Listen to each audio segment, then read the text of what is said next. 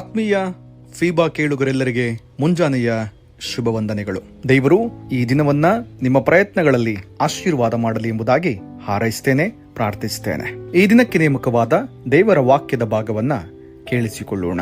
ಕೀರ್ತನೆಗಳ ಗ್ರಂಥ 40ನೇ ಕೀರ್ತನೆ 2ನೇ ವಚನ.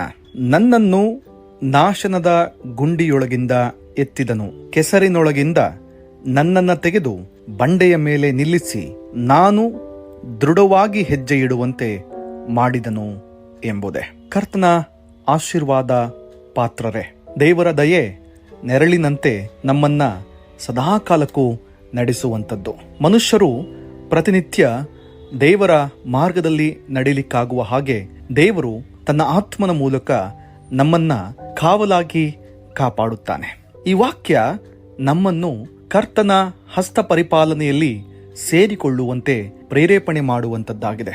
ಮನುಷ್ಯರು ಪ್ರತಿನಿತ್ಯ ಸಂಭವಿಸುವಂತ ಶೋಧನೆಗಳಲ್ಲಿ ಬಿದ್ದು ಸೈತಾನನ ಕಪಿಮುಷ್ಟಿಯೊಳಗೆ ಸೇರಿ ದೇವರಿಂದ ದೂರ ಹೋಗುವಂತ, ದೇವರ ಕೃಪೆಯನ್ನ ಪಡೆಯಲಾರದಂತ ಬಲೆಯೊಳಗೆ ಬೀಳುವಾಗ ದೇವರು ದೇವರ ಮಕ್ಕಳನ್ನ ಹೇಗೆ ಸಂರಕ್ಷಿಸುತ್ತಾನೆ ಎನ್ನುವಂಥದನ್ನ ಹೇಳುವಂಥದ್ದಾಗಿದೆ. ವಿವಿಧ ರೀತಿಯ ನಾಶನ, ವಿವಿಧ ರೀತಿಯ ಬಲೆಗಳು, ವಿವಿಧ ರೀತಿಯ ಶೋಧನೆಗಳು, ವಿವಿಧ ರೂಪಗಳಲ್ಲಿ ನಮ್ಮನ್ನ ಪ್ರತಿನಿತ್ಯ ಆವರಿಸಿಕೊಳ್ಳುವಂತ ಪ್ರಯತ್ನಗಳನ್ನು ಮಾಡುವಾಗ ದೇವರು ಅವೆಲ್ಲವುಗಳಿಂದ ನಮ್ಮನ್ನ ತಪ್ಪಿಸಲಿಕ್ಕೆ ಶಕ್ತನಾಗಿದ್ದಾನೆ.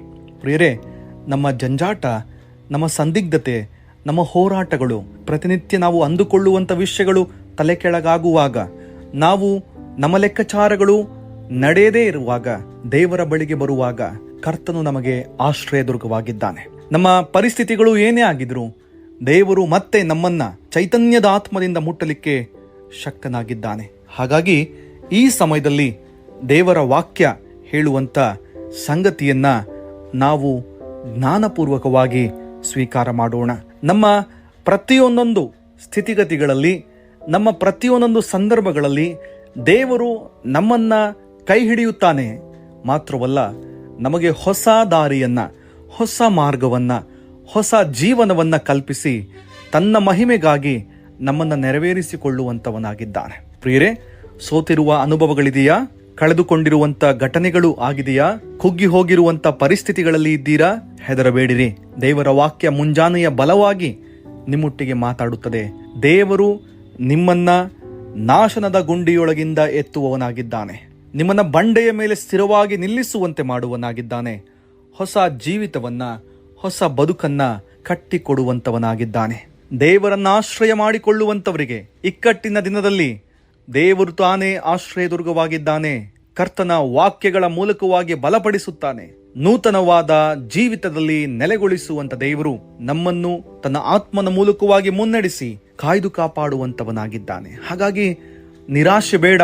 ದೇವರು ಇನ್ನು ಎಷ್ಟರವರೆಗೆ ಕಾಯಿಸುತ್ತಾನೆ ಎನ್ನುವಂತಹ ಪ್ರಶ್ನೆಗಳು ಬೇಡ. ದೇವರ ಸಮಯ ಬರುವಾಗ ತಕ್ಕ ಕಾಲದಲ್ಲಿ ಕರ್ತನು ನಮ್ಮನ್ನ ಮೇಲಕ್ಕೆತ್ತುವಂತವನಾಗಿದ್ದಾನೆ. ಕೀರ್ತನಗಾರ ಅನುಭವದಿಂದ ಈ ವಚನವನ್ನ ಹೇಳುತ್ತಾನೆ. ತನ್ನ ಪರಿಸ್ಥಿತಿಯನ್ನ ಹೇಳಿಕೊಳ್ಳುತ್ತಾನೆ. ವಿಶೇಷ ರಕ್ಷಣೆಗಾಗಿ ದೇವರನ್ನ ಆಶ್ರಯ ಮಾಡಿಕೊಳ್ಳುತ್ತಾನೆ. ಶತ್ರುಗಳಿಂದ ರಕ್ಷಿಸಬೇಕು ಎಂಬುದಾಗಿ ಪ್ರಾರ್ಥಿಸ್ತಾನೆ. ಆಗ ದೇವರಿಂದ ಬಂದಂತ ಉತ್ತರದ ಮೂಲಕವಾಗಿ ಮಾತಾಡ್ತಾನೆ. ಆತನ ಮಹತ್ ಕಾರ್ಯಗಳಿಗಾಗಿ ದೇವರಿಗೆ ಸ್ತೋತ್ರ, ನೂತನ ಕೀರ್ತನೆಯನ್ನ ಹುಟ್ಟಿಸಿದಂತ ದೇವರಿಗೆ ಸ್ತೋತ್ರ ಎಂಬುದಾಗಿ ಹೇಳಿ ದೇವರನ್ನ ಸ್ತುತಿಸುತ್ತಾನೆ. ಬರುವಂತ ಎಲ್ಲ ಗಳಿಗೆ ದೇವರ ಬಳಿಗೆ ನಿಮ್ಮನ್ನು ನಡೆಸಲಿ. ಎಲ್ಲ ಸಂದರ್ಭಕ್ಕೆ ದೇವರಿಂದ ಸಹಾಯ ಸಿಕ್ಕಲಿ. ನಮ್ಮ ಸಹಾಯ ಆತನೇ ಆಗಿದ್ದಾನೆ. ದೇವರ ವಾಕ್ಯವಿದು. ಆಮೆನ್.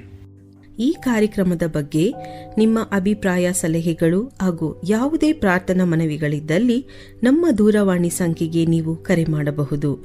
ನಮ್ಮ ದೂರವಾಣಿ ಸಂಖ್ಯೆ 996026065453. ನಿಮ್ಮ ಅಭಿಪ್ರಾಯಗಳನ್ನು ಇಮೇಲ್ ಮೂಲಕವೂ ನಮಗೆ ತಿಳಿಸಬಹುದು. ನಮ್ಮ ಇಮೇಲ್ ID info@fibaonline.org. ವಂದನೆಗಳು.